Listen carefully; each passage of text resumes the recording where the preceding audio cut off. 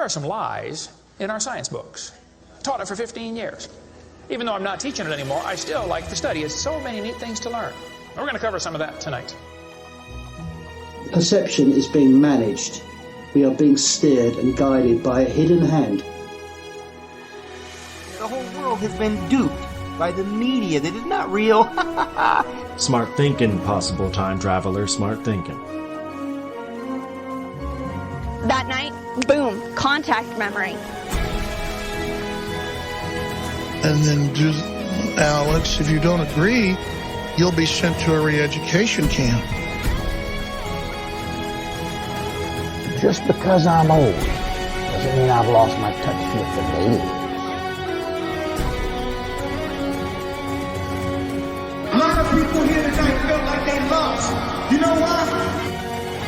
Now, experts are suggesting that we're in a golden age of shape-shifting reptilian sightings. Now, why is that? I was, and still am, a huge conspiracy guy. I literally ran out of new tin hat topics to research. It was most definitely not capable of melting steel. Then I would be a crackpot if I thought that was the case. Welcome to the Hypothetical Institute, a podcast about conspiracies. My name is Luke. I'm Salt. I'm Cam. Gentlemen, how are we? I say insincerely because I've just been speaking to you for like an hour before we recorded this. Yeah. Normally this is like the first thing we say to each other, so I'm actually learning how you are. I know how you are. You're just as cooked as usual. Yep. Don't pull back the curtain, Cam. No, they'll be able to tell that something's off. Why? The Hypothesis Squad, they'll be listening. They'll be like, something doesn't seem right. And I'm not going to lie to them like you would. I would never lie to the Hypothesis Squad, Cam. What are we talking about? By the way, I'm great, thank you, everyone out there. Salty, how are you going? I'm doing great. Really good. Yeah, excellent. I'm doing fine. We know, so. Item number 1, we've decided to call you the Hypothesis Squad. Oh, we were just going to let it slide it on in there and not just pretend we'd been doing it all the time, I thought. Item number 2, we are going to be talking about another mythical lost continent that is massively racist. This is the most racist one, right? Yeah, well, not to harp on about it, but like all of these ones where they're like, oh, there was like these white people that actually did everything you thought the brown people did. Just FYI, they're all racist. And fair enough, like in the, 1880s? Like, it's okay to be a little bit racist. Is the official Luke Robertson stance on this, I think. Is that something I've said in the past? No. Okay. I'm just distancing myself from it. Racism was more acceptable in the 1880s. More acceptable than when? If you're still going, it's pretty acceptable. Yeah, if you're still going on about this stuff today, though, like that's super racist. At least they had the excuse of being stupid people in the past. If you're still going on about it now, you're just a stupid person in the present. I don't know. We're talking about the lost continent of Mu. Good call. No one's got a song for this? Go on. No, I don't. I wanted to, but I didn't. Good call on... originally this was like Mu, like a cow says. Yes. Like when it first pops up, that's what they're like, oh, it's the lost continent of Mu.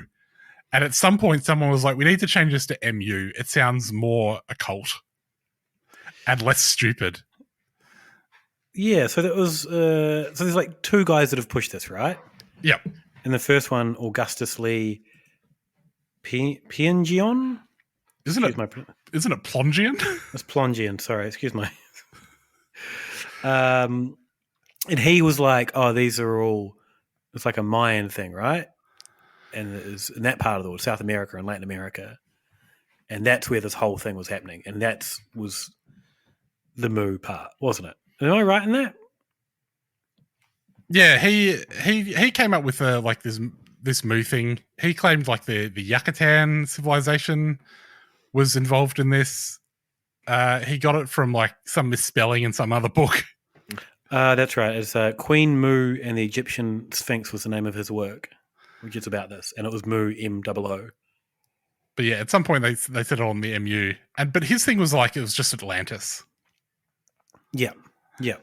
But he was going with the name Mu instead. It was James Churchwood who, I think he must have changed it to MU. Smart old James Churchwood. And he changed the location of it. He said it was in the Pacific Ocean. Basically, Cam, I think you want to watch the same video as I did because it was some guy talking about Mu, and he just talked about how like everyone there was super attractive, and they had black hair, just like the guy talking did, and they were white, just like the guy talking was.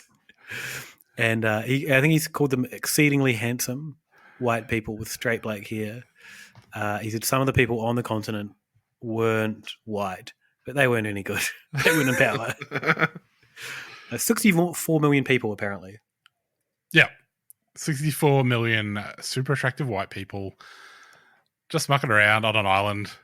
Well, it was a continent. It's not just an island. It's not like this tiny little Atlantis. Although we've seen some maps. So this James Churchwood guy, he had a map of the world. And I feel like these guys were just like maybe they just couldn't conceive of there being that much ocean. Because they've got their map of Africa and North America and Europe, and they're like, there's all of this room in the middle. That doesn't seem right. There must have just been something there, right? Let's just fill that in. And then they're like, well, we've got all this space on the other side in the Pacific Ocean. That doesn't seem right either. Let's chuck a big Mu in there. But like between South America and Africa, they were like, no, that's just the ocean. There wouldn't be anything there. So I don't really understand why some bits had to be filled in and some didn't.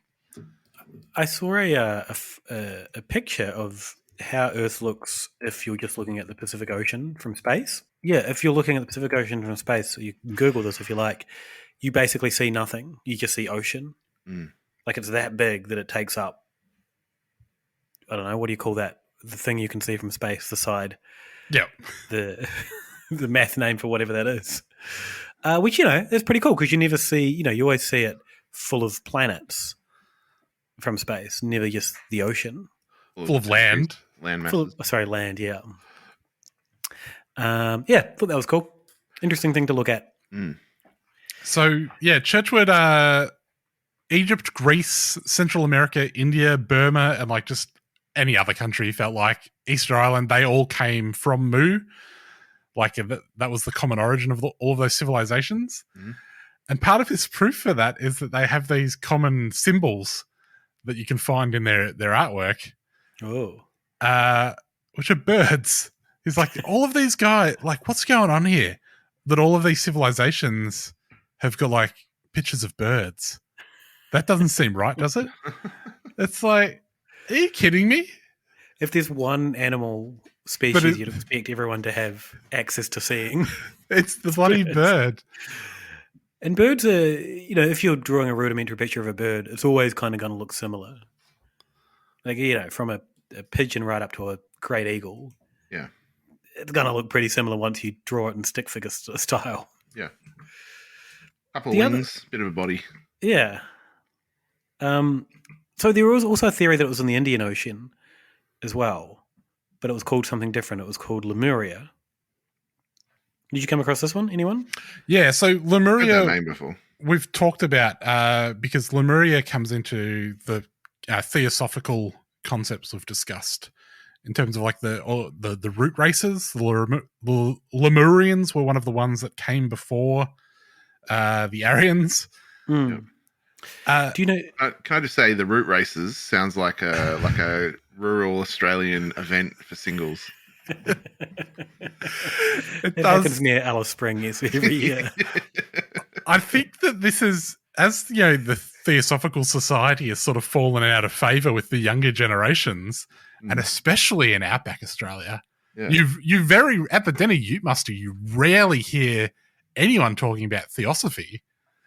But this could be an opportunity for them to bring it back with a bit of root race gear. Everyone's just cutting it up BNS style. Yeah. What they need to do is get people with, big like giant heads to represent each of the root races. Yeah. They put on the mask or the heads, and then they root race. Yeah. Get to the end, turn around, skull a beer. And you've got, the Denny Ute Master. It's perfect. It's a perfect thing for the Denny Ute Master. Yeah. Can we get, I don't know who's in charge of that, Lee Kernigan? Can we get him on the phone?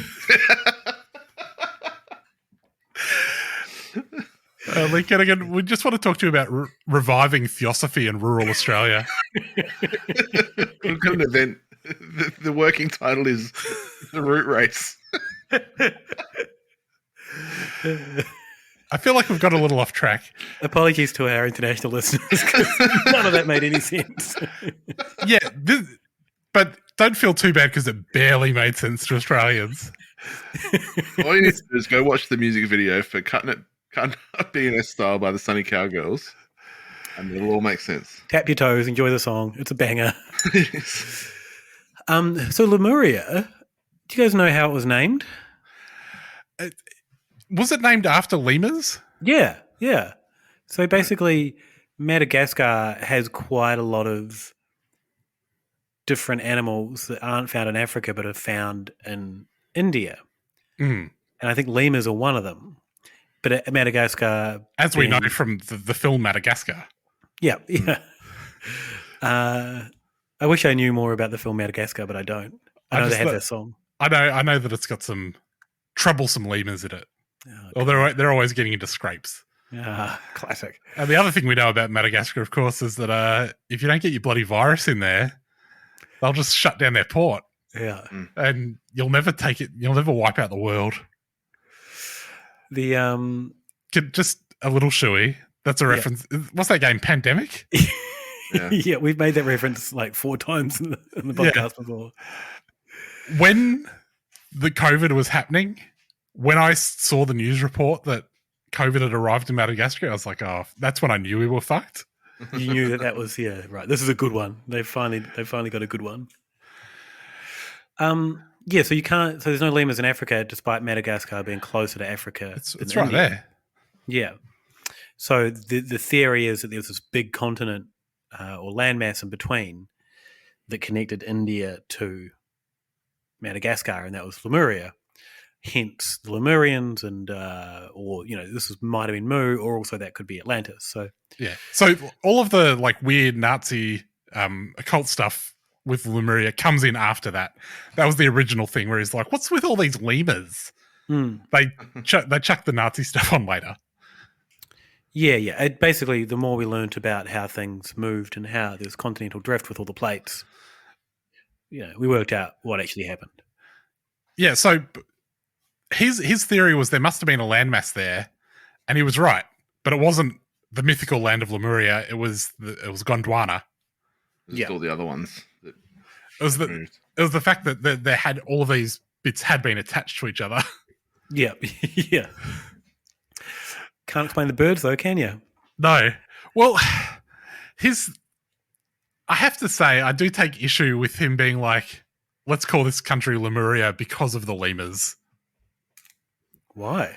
Come up with a better name. I guess it's a great name. Well, his name was Philip Sclater, so he didn't have a lot to work with. You couldn't call it Philtown or anything. Sclateria. Sclaterville.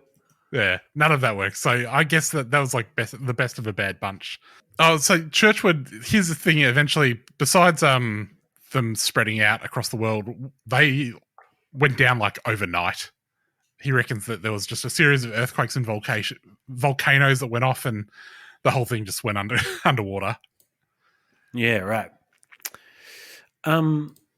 Which is kind of the theory for all of these, right? There can't be any other theories, otherwise there'd be evidence. So it just has to happen overnight. Yeah, I guess that's how they sort of explain the fact that there's no one writing a letter being like, the countries, our continent started to sink, or no one got out. It's just that, the whole thing. There was volcanoes, there was earthquakes. I think he reckons so. There were all of these granite deposits on the island of Mu. And so there were all of these chambers filled with gas. And so when it went up, it went up. Right. So I saw someone do the math on the weather. Yeah. Have you guys come across this one? No. Tell us about the weather. A YouTube called Alternate Weather Hub. So you're not going to find Jane Bunn on here. No, you're not going to find Jane Bunn.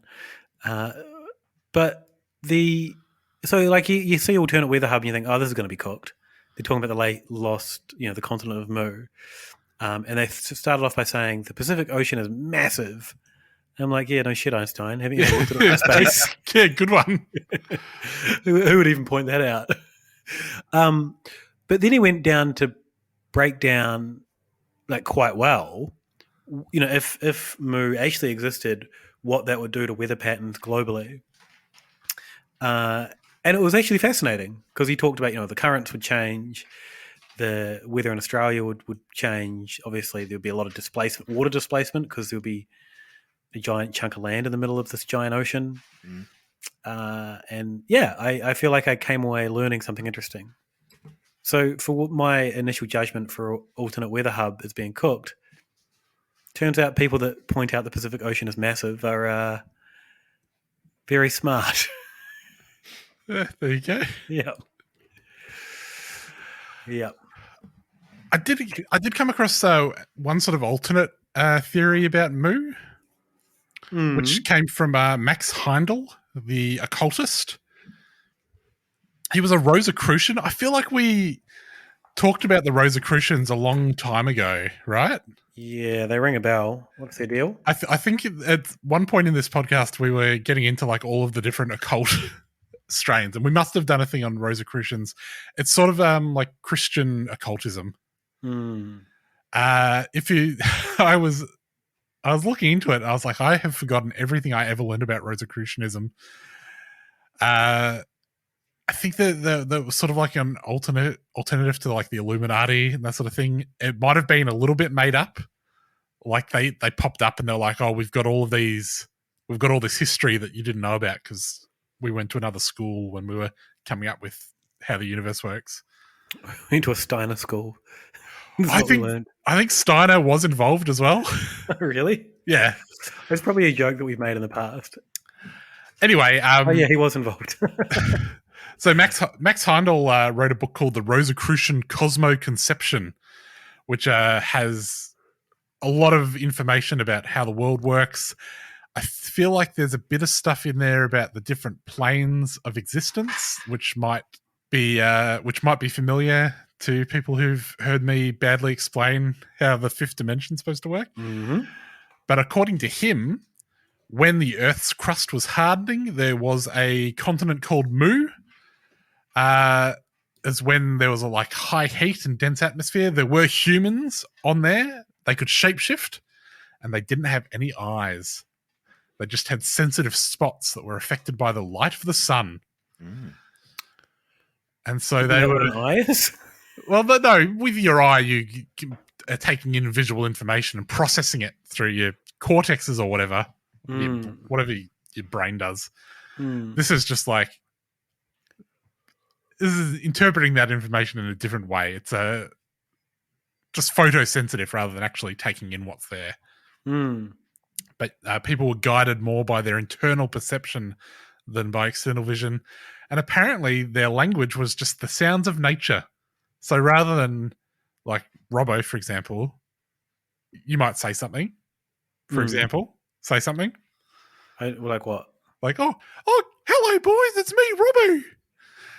Instead of that, I would never say that, Cam. Instead of that, you might just go brr, brr, make a little bird noise, or you might go moo, make a little cow noise. Hang on. Or you might make a little noise just psh, the wind going through the trees. Hang on, Cam.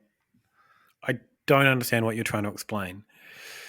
You're saying they were affected by the sounds of nature. No, their language was the sounds of nature. Oh, their language was. Okay, I thought they just kind of navigated the world through that rather than their eyes. Yeah, no, so when they were... Which, I have to say, if your language is the sound of nature, so instead of being oh, hey, it's me, Robbo, you're going brr, brr, and you don't have eyes, how do you know that you're having a chat and you're not just listening to birds and things? Yeah, you're like, man, my buddy has so many good ideas through his pigeon talk. Yeah. You're really just chatting to a pigeon. I'm going to hypothesize this, Cam. I'm going to robbo this up, seeing as you've bloody been throwing shade on my accent. Yeah. Feel free to take issue with anything that Danish-American occultist Max Heindel came up with. I'm taking issue with your interpretation of it. All right. My voice, our voices, everyone's voices are inherently the sound of nature anyway.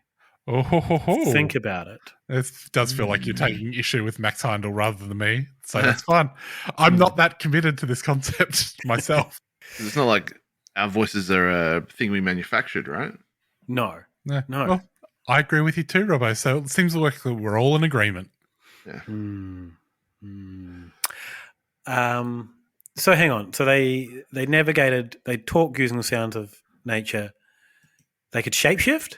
Yes. Just shapeshift some eyes, dingbat. Yeah, how would you know what you'd shapeshifted into?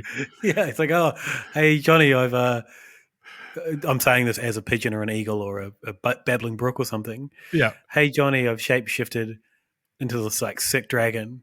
It's like, oh, really? Yeah. Yeah. Wish I could see it. Yeah. I can't. I can only interpret that, the light has changed. Yeah. Yeah, this is the worst. No wonder they didn't survive. Yeah, good ideas. Hey, can we talk about KLF? Yeah, let's talk about KLF.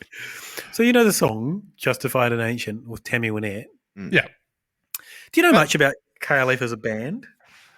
Didn't they? Group? All I know is Doctor Who and that they burnt like £1 million. Yeah, so there's basically two of them are the main guys, and they burnt £1 million. They did like a whole tour of like a movie about it. The film was called "The K Foundation Burn £1 million," and they felt like they filmed it, and it was this whole kind of spectacle of like, we don't care about money and not trying to be rich and all that. Did they also burn the masters of all their recordings and stuff? They said they deleted them, but now you can find all the recordings on Spotify as of like January this year. Oh, really? Yeah, they brought them all back.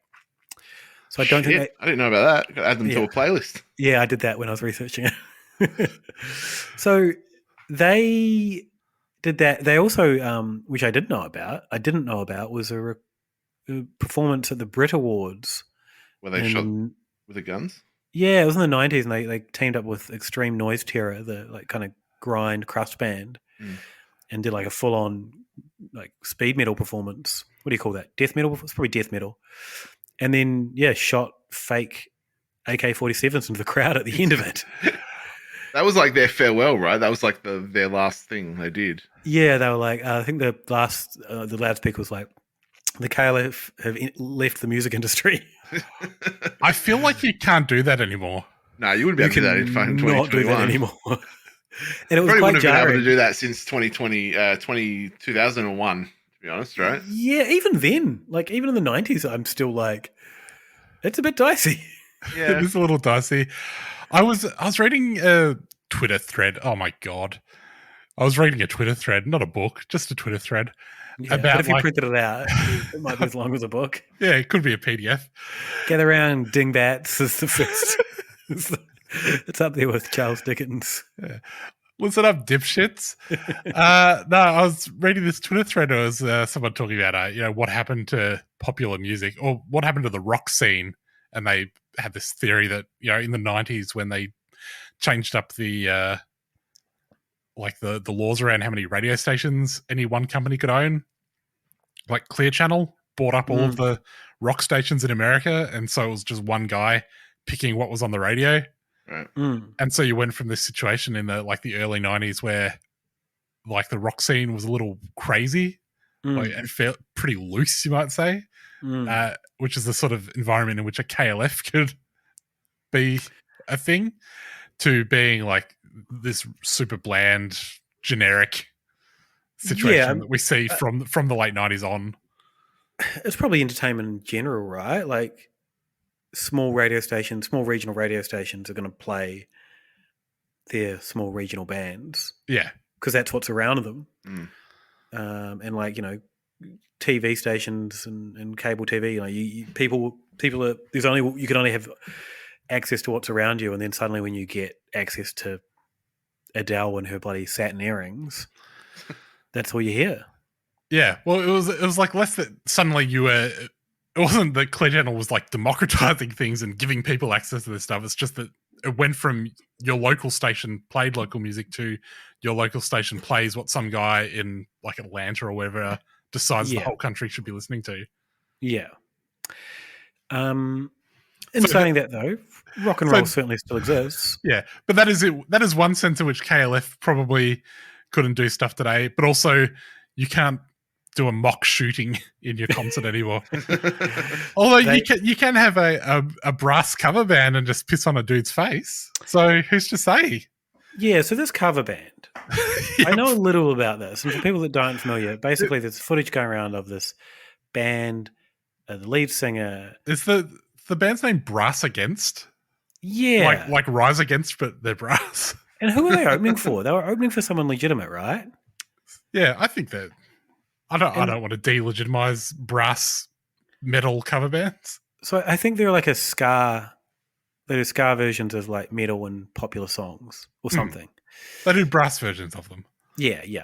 But like inherently, if you're doing a brass version of an upbeat song, you're pretty much just going to do ska, right?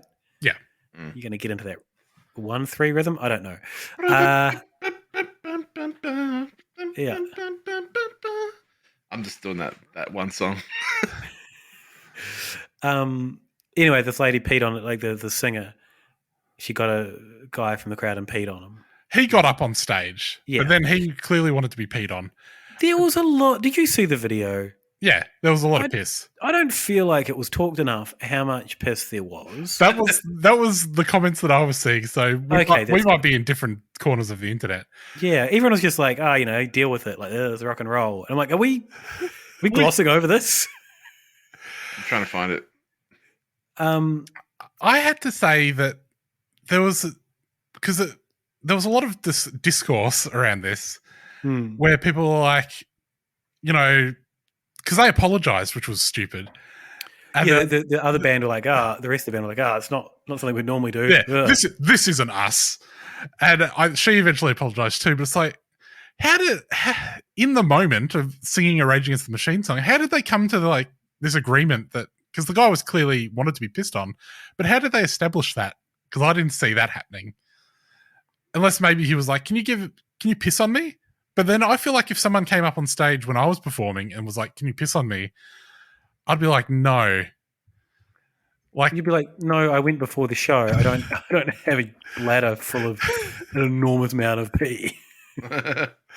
It just seemed weird to me that we had this perfect storm of someone who wanted to be pissed on, someone who obviously needed to piss, and was happy to piss on someone. And it just so happened that they came together on stage. I feel like, Salty, I've just put the video in the chat for you. I'm watching it now. Okay, cool. I feel like that confluence of events doesn't happen at a Brass Against show. No. I feel like, say if I'm at an extreme metal show, yeah, of course that's going to happen. If you're at Jesus Christ, the G.G. Allen tribute show at your local RSL, you would 100%. You would expect that. If someone gets on stage at the Jesus Christ, the G.G. Allen tribute show and lies down on the stage, like, piss is the best you can hope for. Yeah. I feel like maybe she's just got some really fucking super strong pelvic muscles. Because it's a lot, right? Oh yeah, I think it's the pressure. Velocity. What's the word when you're talking about liquids and velocity? We're talking about the water pressure, basically. The pressure, yeah. I think there's just a lot of pressure there. So I've just realised, Brass Against are the ones that do the Rage Against the Machine cover band. So they've been around for years. They do the Killing in the Name brass one. Yeah. Which is a song that lends itself to brass. Din, din, din. I think so, yeah. Pissing in the Name? They didn't have a singer, though, at the time. Yeah, now they've got one. And hopefully they keep one. Funniest thing about this video is the bloke, leaning down and trying to scoop it up afterwards and throw it out into the crowd. Oh, I didn't see. I didn't watch that far. He's sharing it around. He's like, well, and then he goes clearly up to I the wanted foldback this. speaker and pinches a water bottle. Yeah. So anyway, then she lays a towel down as well. Like at least she's like making sure no one slips on the stage. Yeah, I was gonna say too little, too late, but really she's protecting her own slippage, not him, not the stage. At any rate, so we would have to say that there's not that much to the island of Mu that. Oh no! So I'm not done with KLF because there is a lot in KLF that is not unrelated to this. Okay, because I was going to say it seems like there might not be enough to the continent of Mu that we have to talk about Brass Against for this much time. I'd forgotten about KLF though. So back to KLF. Who we agree you probably can't pretend to shoot up the audience at your shows anymore. No, no matter how many bangers you put out. Yeah. Yeah. So they were named after a show that one of them worked on. I think it was called The Illuminati or something like that, like a stage show in the 70s. And from there, the guy has basically built this whole like conspiracy numerology world into everything he does. So there's the number 23 they use a lot in all of their work. I'll run through some. This is from something I found on the web archive, the Wayback Machine. It's like I'm not going to read it out what their full address is because it's really hard to read out. But all the incidents of 23 Justified Ancients of Mumu is 23 letters long. Mm-hmm. The first single, All You Need Is Love, was Jams 23. So that was the original name, Justified and Ancient Mumu's 23. Right. 23 years is a mighty long time is a line of one of their songs. 23 is on the Jams Mobile / Ford timeline in the Doctor Who thing. Mm-hmm. So you know how they did like a Doctor Who song? Yeah. Doctor in the TARDIS. Yeah. So that's the number of the car is 23. Couple of other they did a Pure Trance series, which was going to be 5 singles and 5 remixes. And only 2 singles and 3 remixes were actually released. 23. There's a couple more, which is a little bit blah, blah, blah, blah. Oh, that's right. When they burnt the money, they did it on the 23rd of August. Mm. And then they said, we're not going to talk about this for 23 years. Right. Which they kind of reneged and went back. And one of them, the main guy's like, oh, we probably shouldn't have done that. Yeah. There's a lot of money and it kind of bums us out. Could have just spent, we could have spent it on ourselves or we could have spent it on, worthwhile causes. Yeah. And also, burn it, they could have just spent it. Yeah. You burn through money. Yeah. They could have done a metaphorical burning. Yeah. Could have just burned some paper and said it was £1 million. There's a few other 23s in there. Oh yeah, one of their former band members is like, they owe me money. This sucks. I really wish they had I think he called it like, rather than doing this wank art project, they should have paid me. Yeah, they probably should have. Which is all fair enough. And I think they kind of went, probably a bit much. That's right. They said they promoted that the Doctor in the TARDIS song sold over 1 million Illuminatis at one point. And so there's always been an Illuminati theme running through a lot of their stuff. Right. And the guy's gone on to do other things that are all sort of tangentially related to this world of numerology and Illuminati. So it was connected to Mu, like, the Mu has been a central part of their it's their first name or one of their early names and all of that. It was actually kind of fun to read about. And I'm not even done reading. I'm probably going to go back and read a lot more about them. The fun thing about Doctor and the TARDIS was they basically set out to make a song that would just go number one. They're just like, all right, I think they were like, let's do a remix of the Doctor Who song. And they're like, oh, this sounds like a Gary Glitter song. So they mashed it up with, dun, dun, dun, dun. Hey, what's that song called? Rock and roll. Yeah. And then they're like, they basically said, this is the worst fucking thing we've ever made. Incorrect. And maybe it's the worst thing they made, but it's still a banger. Yeah. Also, could I suggest for any pop band, setting out to make a number one song is probably a good idea. Yeah. They said there's a quote from them that it was rancid. I'm not sure who said this, but pure, unadulterated agony, excruciating, and a record so noxious that a top 10 place can be its only destiny. I feel like that kind of song then certainly had a chance of like being a huge hit. Mm. Like what like Cotton Eye Joe kind of era. What year was that? Was that the same era? No. Yeah, no. You said yes, Ken. Doctor in the TARDIS was what? 1980. Hang on. Doctor in the TARDIS come out in 1988. When did Cotton Eye Joe come out? 94. Yeah. So basically the same era. Well, that period, and I feel like 95. I don't. Can you still have a big song with a novelty song anymore? I guess charts don't exist, do they? No. It was the Crazy Frog. It's just that was the last of a dying breed novelty song. Yep. Now it's whether or not it becomes a meme, right? Oh yeah, or like a TikTok craze song. Yeah, that makes sense. Like, it's not whether it goes ballistic on the radio, it's whether or not people start doing 30-second TikToks to like one little excerpt from it. Yeah. I'm cranking Doctor in the TARDIS right now, fair. by the way. That's fair. It's still a banger. Noxious though it may be. Another 23 thing that wasn't actually listed in the list that I had earlier. So they had Tammy Wynette singing on so that was like the third or fourth version of that song they made, the Justified and Ancient. Mm. But the one that went famous with Tammy Wynette was almost exactly 23 years separated from the first airings of Stand By Your Man. Mm. Almost 23 years? Yeah, and then also first earrings, which is like, that seems a bit wishy-washy, not when it was first released, when it was first aired, kind of. Yeah.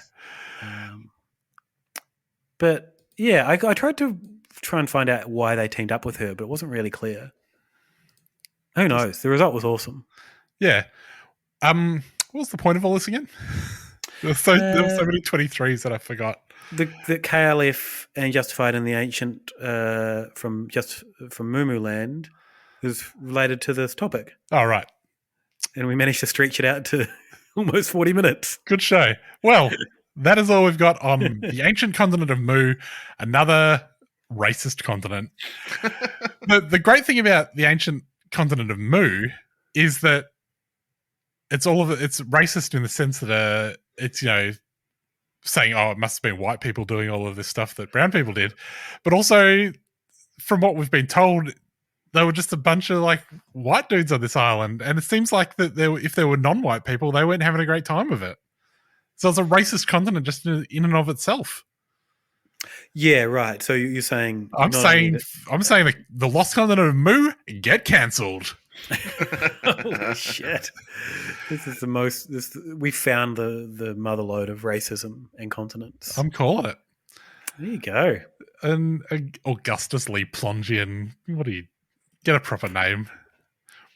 Jeez, all right. It seems a little bit out of line. All right. So that is all we've got. If people want to find us, we are on Twitter at Hypothepod. We're on Facebook. We are on Patreon. Look up the Hypothetical Institute. Thank you to Tammy, our cooked $33 sponsor. Thank you. Thank you. Robbo, where can they get you, mate? Down the gardens in Westport with your anti-vax mates? Queen Victoria Square in Westport. Read my book. I bet you, God, I bet you at the time. Book. No. do you want to have a guess what Luke, who worked in a CD store circa 2000, would have been reading? What's that? Any guesses? Cam, I reckon you could probably guess it. Were you reading that bloody book about CD stores? No. I would have been reading Probably On the Road by Jack Kerouac. Oh, no. Boo. At Ale of a Time on social media, it's probably about the best things that I'm doing at the moment, and I'm not really doing much there. So keep an eye out for new projects. What book was I thinking of? Do you know the one? High Fidelity? Yeah, High Fidelity. Right. I don't think I've ever read that. That would have been a bit on the nose to read. But how cool were you working in a bloody record shop? Yeah. And You're then the guy that someone would come in and go, I want that album, blah, blah. And you'd be like, yeah, to the back and the left. I'd be like, we don't have that. This is small town cities. Yeah. You really overestimate our collection. I feel like, you undid all of your coolness by being a nerd. Salty. I mean, I was a teenager. Come on. Where can I get you, Salt? At Saltmarsh on Twitter and Instagram, and The Salt on Twitch, where I'm doing art streams and playing a little bit of games. And you can get me at Sexenheimer on Twitter. Passaran is my radio show about the far right. And I've just did an interview with a journalist, Stephen Monticelli from Dallas, Texas, all about the QAnon people in Dallas. Right. Oh, yeah, we aren't mentioning them on the news show, but if you want to be part of the Hypothesis Squad, check us out on Patreon and you get the news show. How's that, guys? Is that good? Don't worry about a thing,